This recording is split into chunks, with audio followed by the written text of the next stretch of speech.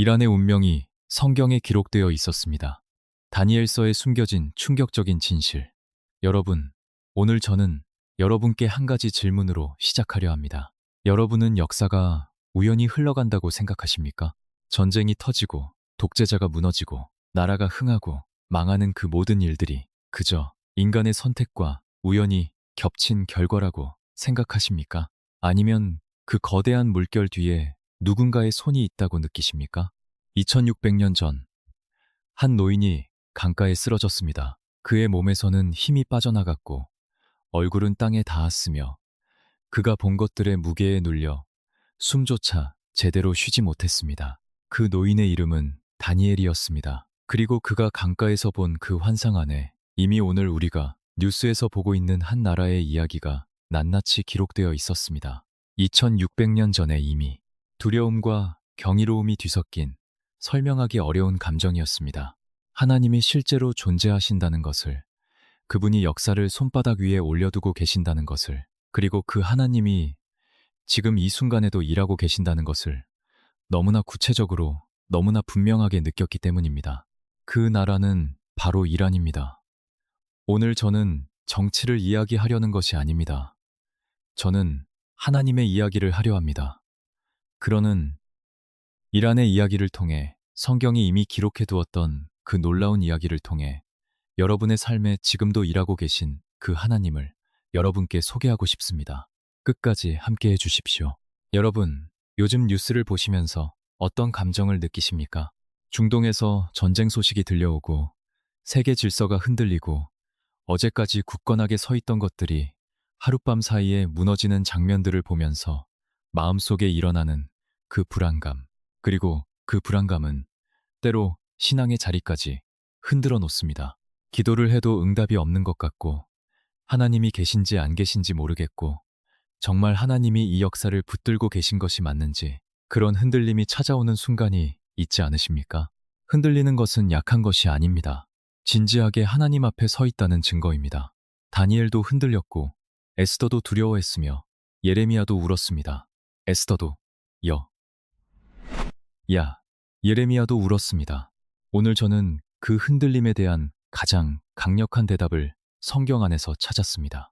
2600년 전에 이미 기록되어 있었던 그 대답을 여러분과 함께 나누고 싶습니다. 하나님은 이란을 2600년 전에 이미 보고 계셨습니다. 다니엘서 8장을 보시면 다니엘이 울라이 강가에서 환상을 봅니다. 두 뿔을 가진 수양이 서쪽으로, 북쪽으로, 남쪽으로 거침없이 달려갑니다. 막을 수 있는 짐승이 없습니다. 그리고 성경은 그 수양의 정체를 직접 밝힙니다. 내가 본 바 두 뿔 가진 수양은 곧 메대와 페르시아 왕들이라. 다니엘서 8장 20절입니다.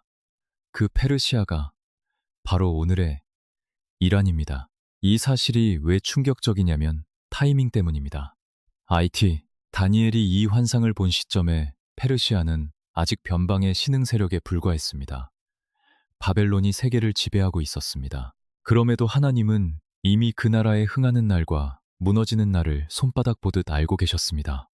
하나님은 시간 안에 갇혀 계신 분이 아니십니다. 과거와 현재와 미래를 동시에 보시는 분이십니다. 그 하나님의 눈 아래서 이란의 역사는 이미 씌어진 이야기였습니다. 그렇다면 여러분의 이야기는 어떻겠습니까? 지금 여러분이 가장 불안하게 여기는 것이 무엇입니까? 직장입니까? 건강입니까? 가족입니까? 아직 해결되지 않은 그 일의 결말을 여러분은 모릅니다. 하지만 하나님은 알고 계십니다. 2600년 전에 이란의 흥망을 손바닥 위에 올려두셨던 그 하나님이 지금 여러분의 내일도 보고 계십니다. 여러분의 인생은 결코 하나님께 잊혀진 페이지가 아닙니다. 하나님은 자신을 믿지 않는 이방 왕을 통해서도 역사를 이루십니다.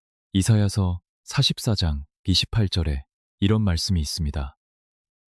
이사야서 나의 목자 고레스, 그는 나의 모든 기쁨을 성취하리라.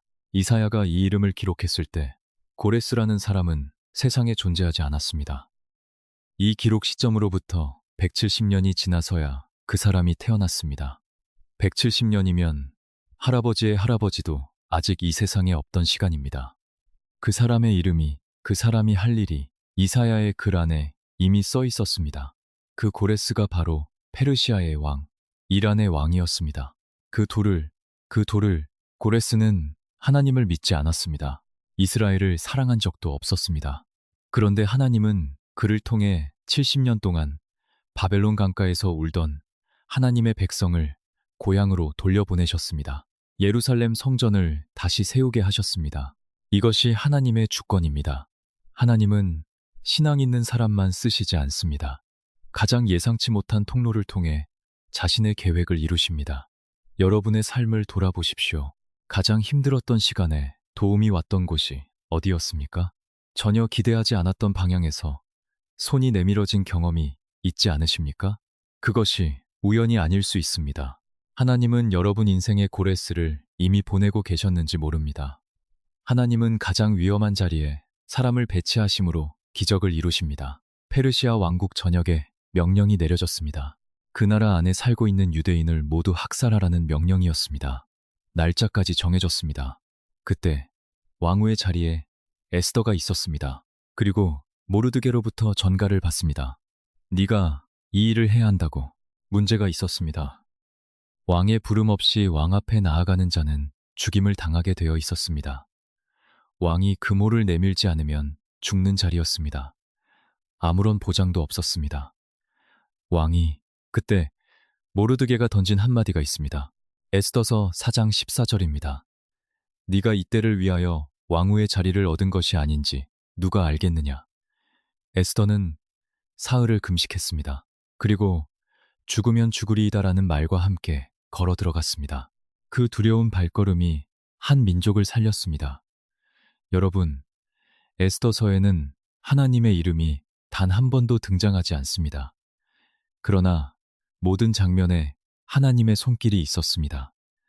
아름, 레가, 단, 레가, 레가, 레가, 레가, 레가, 레가, 레가, 레가, 레가, 레가, 레가, 레가, 레가, 레가, 레가, 레가, 레가, 레가. 우연처럼 보이는 그 모든 것들이 하나로 연결되어 하나님의 섭리가 되었습니다. 지금 여러분의 삶에서 하나님의 이름이 보이지 않는 것 같습니까? 에스더서를 기억하십시오. 하나님의 이름이 보이지 않아도 하나님은 거기 계셨습니다. 그리고 지금 여러분이 서 있는 자리가 너무 두렵고 벅차게 느껴지십니까? 그리고 이런이 서 있는 자리가 에스더에게 주어졌던 그 말이 오늘 여러분에게도 해당될 수 있습니다. 이때를 위하여 실수로 주어진 자리가 아닐 수 있습니다. 사명으로 주어진 자리일 수 있습니다. 여러분, 저는 오늘 여러분께 한 가지만 여쭤보고 싶습니다. 지금 여러분의 기도가 응답받지 못하고 있다고 느끼신다면 그 침묵 속에서 여러분은 하나님을 놓아버리셨습니까? 아니면 아직 붙들고 계십니까? 그 자리를 지키고 계신 분이 있다면 오늘 이 말씀이 바로 여러분을 위한 것입니다. 기도가 응답되지 않는 것처럼 느껴질 때 하나님은 멈추신 것이 아닙니다. 이럴 다니엘서 10장에서 다니엘은 21일 동안 아무것도 먹지 않고 하나님 앞에 엎드렸습니다. 응답이 오지 않았습니다. 침묵이었습니다. 하루가 지났습니다. 다니엘서 이틀이 지났습니다. 이 주일이 지났습니다. 여전히 침묵이었습니다. 그리고 20일 일째 되던 날 하나님의 사자가 나타나 이렇게 말했습니다. 다니엘아, 두려워하지 말라. 그 또 네가 깨달으려 하여 네 하나님 앞에 스스로 겸비하게 하기로 결심한 첫날부터 네 말이 응답받았느니라. 첫날부터 이미 응답받았습니다. 그런데 3주가 지나서야 도착했습니다. 왜였을까요? 페르시아 왕국의 군주, 보이지 않는 영적 권세가 그 응답의 길을 막고 있었기 때문입니다. 늦은 것이 아니었습니다. 막혀 있었던 것입니다. 그리고 하나님은 포기하지 않으셨습니다. 천사장 미가엘을 보내 그 길을 여셨습니다. 기도해도 응답이 없다고 느끼십니까? 여러분이 무릎 꿇은 그 첫날, 하나님은 이미 움직이기 시작하셨습니다. 하나님은 이미 움직이기 시작하셨습니다. 그로는 보이지 않을 뿐, 들리지 않을 뿐, 하나님은 보이지 않는 곳에서 가장 치밀하게 일하고 계십니다. 3주를 기다린 다니엘처럼 하나님을 향한 손을 내려놓지 마십시오. 하나님은 심판의 말씀 안에 회복의 약속을 함께 담으십니다. 에스겔서 38장에 마지막 때에 관한 이야기가 나옵니다. 북방의 강대 세력을 중심으로 여러 나라들이 연합하여 이스라엘을 향해 내려오는 장면입니다. 그 연합군 명단 안에 바사, 즉 페르시아, 이란이 있습니다. 한때 이스라엘을 포로에서 해방시켰던 바로 그 나라가 마지막 날에는 이스라엘을 대적하는 자리에 서 있습니다. 그리고 그 결과는 심판입니다. 그런데 거의 아무도 주목하지 않는 구절이 예레미야서 49장 39절에 있습니다. 마지막 날에 내가 엘람의 포로를 돌아오게 하리라. 엘람은 이란의 핵심 지역입니다. 심판의 말씀 안에 회복의 약속이 있습니다. 대적의 자리에 선 나라에게도 하나님의 문은 완전히 닫히지 않았습니다. 이것이 하나님의 성품입니다. 심판하시는 분이시지만 그 심판의 말씀 안에 회복의 씨앗을 감추어 두시는 분입니다. 여러분은 자신이 이란 같다고 느끼신 적 있으십니까? 한때 하나님의 은혜를 경험했지만 지금은 그 자리를 떠나온 것 같다는 느낌, 너무 많이 넘어지고 실패해서 이제는 하나님께 돌아가기 부끄럽다는 마음, 심판받아 마땅하다는 생각에 스스로 포기해버린 자리, 만약 그런 자리에 계신 분이 있다면 예레미야서의 그 한 줄이 여러분을 위한 것입니다. 하나님은 여러분을 포기하지 않으셨습니다. 여러분, 저는 오늘 이란의 이야기를 한 것이 아닙니다. 저는 하나님의 이야기를 했습니다. 200년을 앞서 이란의 흥망을 아셨던 하나님, 170년 전에 고레스의 이름을 부르셨던 하나님, 에스더를 이때를 위하여라는 말로 일으키셨던 하나님, 21일의 침묵 속에서도 멈추지 않으셨던 하나님, 심판받아 마땅한 자리에서도 회복의 문을 닫지 않으셨던 하나님, 그 하나님이 지금 여러분의 이름도 알고 계십니다. 이란의 이야기는 사실 여러분의 이야기입니다. 그네 한때 하나님의 손길을 경험했지만 지금은 멀어진 분, 침묵 속에서 기도를 멈춰버린 분, 돌아가기 부끄러워 스스로 문을 닫아버린 분, 그 자리가 어디든 얼마나 멀리 와 있든 하나님의 문은 오늘도 열려 있습니다. 이란을 포기하지 않으신 그 하나님이 오늘 여러분도 포기하지 않으셨습니다. 하나님은 역사 속에서도 전쟁 속에서도 침묵 속에서도 단 한순간도 손을 놓으신 적이 없습니다. 2600년 전 다니엘을 붙드셨던 그 손이 오늘 여러분도 붙들고 계십니다.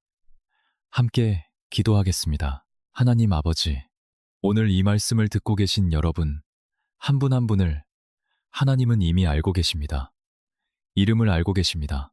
지금 품고 있는 아픔을 알고 계십니다.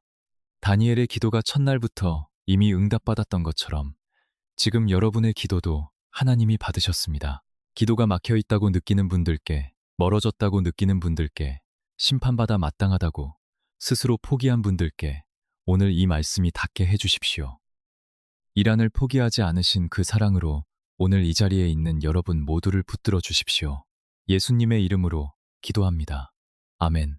가 이란을 모니를 하니하늘 가니하늘 가니하늘 가니하늘 가니하늘. 여러분이 지금 마음속에 품고 있는 기도 제목이나 고민이 있으시다면 댓글로 남겨주십시오. 저는 다음 영상에서 더 깊이 함께 나누겠습니다. 이 영상이 여러분의 마음에 닿으셨다면 구독과 좋아요를 부탁드립니다.